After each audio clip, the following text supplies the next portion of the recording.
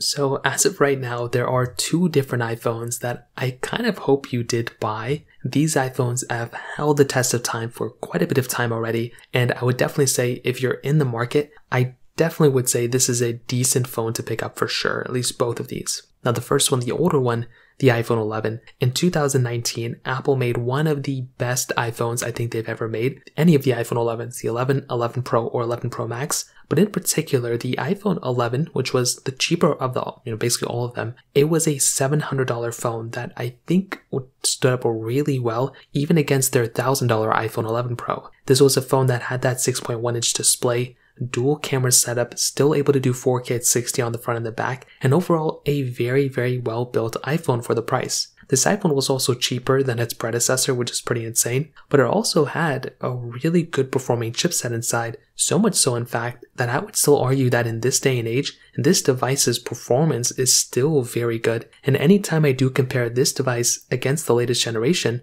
it still actually holds up very, very well. Now there are some things that are still missing with this device, but I do think for the most part, Apple did a very good job with the iPhone 11, and I talk about this phone all of the time because it was really that good. Now another phone I want to throw in here is the iPhone 13. I think Apple did a really good job with the iPhone 13 as well, and it's funny because this thing reminds me so much of the iPhone 11, even though it was a little bit more expensive than it when it first came out. Now I think I even mentioned so many times when I bought the iPhone 13 that this device reminded me so much of the iPhone 11, and these two iPhones are very similar in the way that one, still have the same type of displays and everything, but the iPhone 13 has a very good display, Super Retina XDR OLED display. It's still a very good size. The flat sides give it a little bit of a sleek design too. You're still getting that dual camera setup on the back, which looks beautiful. You're still getting very good performance from this device too. And the iPhone 13 has held up so well against the iPhone 14s that I'm pretty sure in the next couple of years, even when the iPhone 16 and 17 come out, we are still going to be looking at a phone like the iPhone